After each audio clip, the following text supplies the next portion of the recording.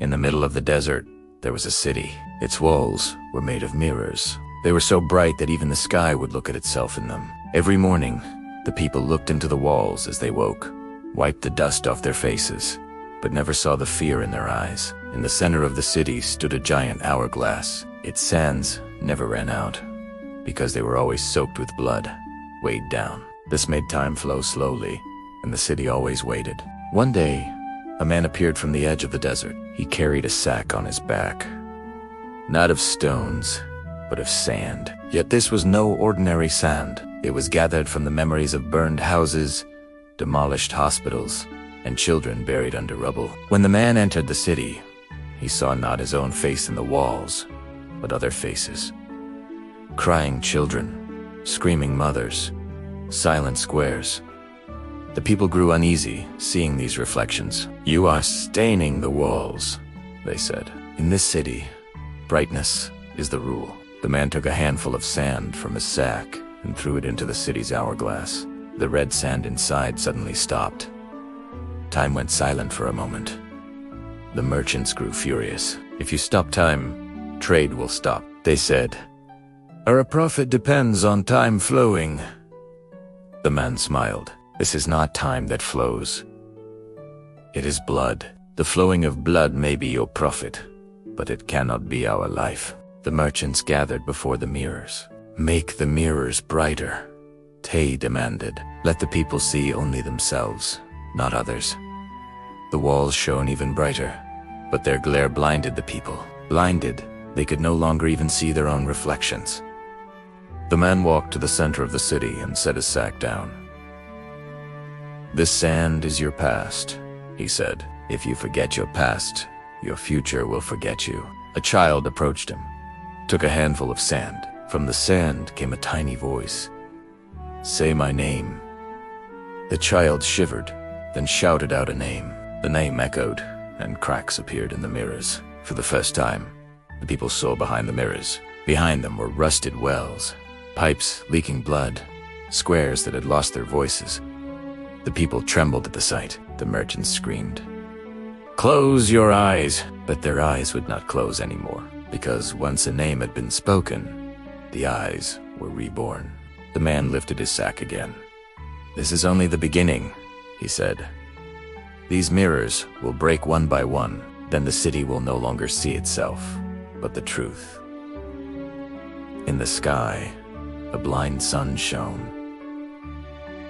It shone so brightly. It tried to cover the truth, but the people, for the first time, sought shade. And in the shade, their eyes opened. And that day, the first cracks appeared in the city's walls. Desert winds blew in, covering the mirrors with dust. The city's face was no longer as bright. But for the first time, the people did not feel ashamed of this dullness. For this dullness was the dust of truth. At night, the city's mirrors shone even more. Huge projectors were set up, casting bright news upon the walls. "Everything is under control. Our salvation is in the speed of our wheels. Be silent for your safety." When people looked at the walls, they no longer saw themselves but a painted dream. Markets full, children smiling, sky blue. But in truth, markets were empty. Children were being buried, the sky covered with smoke. The sand-bearer stepped into the crowd, watching the dream. He took a handful of sand from his sack and scattered it at the foot of the wall. The moment the sand touched the wall, the projector flickered and the fake images broke apart. Behind them appeared the real scene. A bloody courtyard, shattered toys, faces frozen with terror. A woman screamed. "They were lying," she cried. "They showed us peace while digging graves." The merchants quickly gathered. They plastered new posters on the mirrors. "These images are enemy propaganda. The real danger is outside. We are protecting you." But this time, the people did not stay silent. Children began writing names with the sand. On the walls, onto ground. Even over the merchants' posters, every name opened a new crack. The mirrors were no longer smooth and shiny, but veined like old glass. The merchants, enraged, called the soldiers. From the desert's edge came black machines. Their mouths spewed smoke and noise. Noise designed to drown out human voices, but the sand-bearer took the last handfuls from his sack and threw them into the air. The sand, swirled with the wind, got into the machine's gears. The noise turned, muffled. The machines shook, as if coughing. A young man picked up a fallen stone and threw it at the mirror. The first mirror shattered with a thunderous crash. The fragments fell to the ground, and the crowd fell silent. A taboo had been broken. Then a child threw a stone. A woman kicked one of the panels with her sandal. One by one, the mirrors broke. Their sound was like a song. The song of glass. The great hourglass in the city's center trembled. Its red sand suddenly rushed, then stopped. Time froze for a moment. For the first time, the people heard no bells, no sirens, no propaganda. Only their own breathing. The merchants panicked. If time stops, trade stops. If trade stops, the city dies. The sand-bearer turned to them. No. If the city dies, trade dies. But if the city lives, trade can be born again. But 'tis time, not for profit, for life. The soldiers were about to attack, but the people formed a circle around the pile of stones. They clasped hands. The circle did not break. The noise machines fell silent, for the sand had stopped their gears. The desert wind grew stronger and blew the shattered mirrors out of the city. When night ended, the city was changed. The walls no longer shone, but the people saw each other's faces more clearly than ever before. In the mirrorless city, people stood bare, real, side by side. The sand-bearer lifted his now almost empty sack. "The sand has done its work," he said. "Now you will gather your own sand. From every ruin, every loss, every memory." A child asked. "How will we live without mirrors?" The man smiled. "Without mirrors, you will see yourselves in each other's eyes. That is the truest mirror." After the mirrors were broken, the desert wind filled the city. It carried out all the smells, the rust, the blood hidden behind the walls. At first, people could not bear the smell. Then they realized this was not the smell of lies. It was the smell of truth.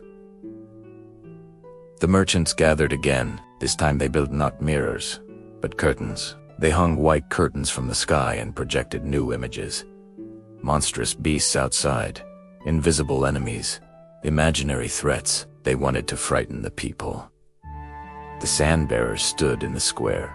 "These curtains are covering the sky," he said. "If the sky ceases to be the sky, man ceases to be man, because the sky is our common window." A child cut the curtain with a shard of broken mirror. The curtain fell, and the sky was visible again. This time, there was no darkness but stars. The people looked up for a long time, so long that they remembered they had forgotten the stars were still there. The merchants brought weapons this time.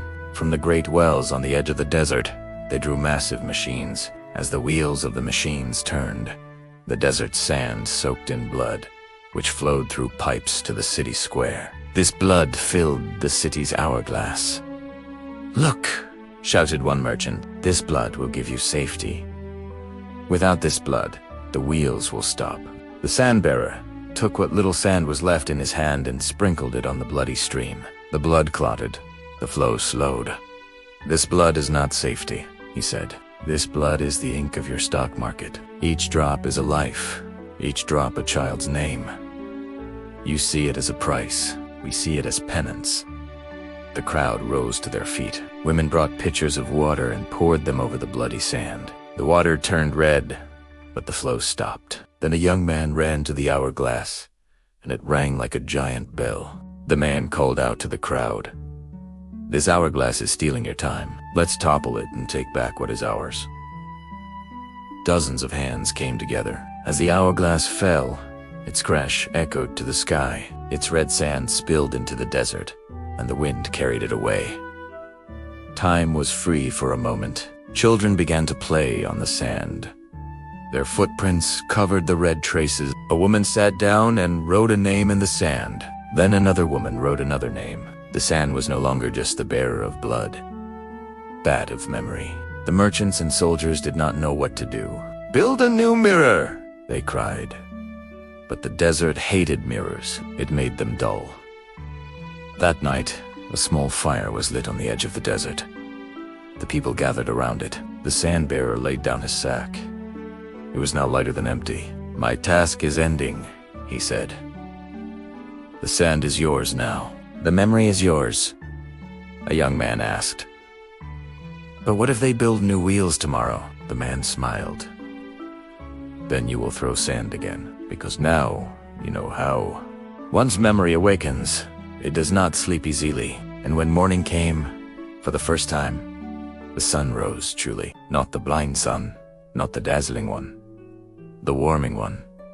With no mirrors left, the people stood under the sun. In its light, they saw each other's real faces for the first time. The morning sun struck the shards of the broken mirrors. They glowed across the desert like thousands of little suns. But this light did not blind. It opened eyes. The people gathered the shards and made mosaics out of them. On each mosaic, name was written. The merchants tried once more to enter the city. They carried new contracts, new promises. "We will build the wheels again," they said. "We will give you security." But the people stood in front of the mosaics. A woman lifted a shard of broken mirror and said, "We no longer want security. We want dignity." The merchants were bewildered. Dignity was something without a price. They looked at their ledgers. There was no line where the value of dignity was written. The sand bearer walked to the center of the square. "This city now owns its own time," he said. "That is why it no longer needs your wheels or your projections." A child bent over and drew a small wheel in the sand. "Will the wheel return?" he asked. The sand bearer nodded. "Maybe," he said, "but if it does, it will no longer turn with blood, because you will not allow it." That night, a great wind swept through the city. The wind took the last grain of sand from the sand bearer's sack and carried it to the sky. The sand joined the stars, and the sky glowed red for a moment. Then there was silence. In the morning, the people could not find the sand bearer in the square. In his place stood a figure made of sand, its hands raised as if in prayer. The desert wind slowly wore it down, but it was not destruction. It was dispersal. The sand spread across the city. Women formed a circle around the figure. Children drew circles in the sand. Men gathered the broken glass of the hourglass and made a pool. Rain filled the pool. The rainwater was clear, not red. The merchants left the city. The soldiers laid down their weapons.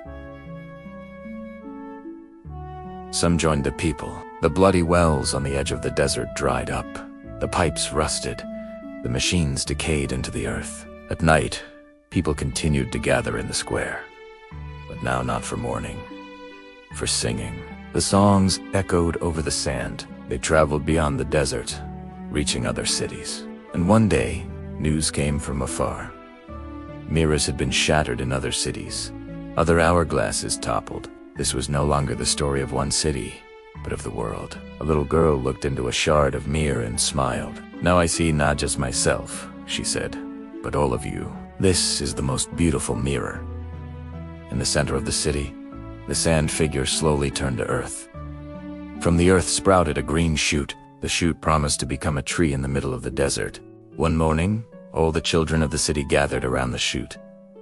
Each brought a pitcher of water and poured it on. The shoot grew, sprouted leaves, and as the leaves rustled in the wind, they seemed to speak one sentence. Time was taken back. Memory was revived. The wheels fell silent. The people repeated this sentence. Then again, and again. The city was no longer shouting a slogan, but singing a song. That evening, the desert wind blew one last time. The voice of the sand-bearer was heard in the wind. "I am gone, but the sand is here. It is under every stone, in every named child's eyes. If one day the mirrors rise again, the sand will wake you." And at night, the city was lit, not by lights, but by stars.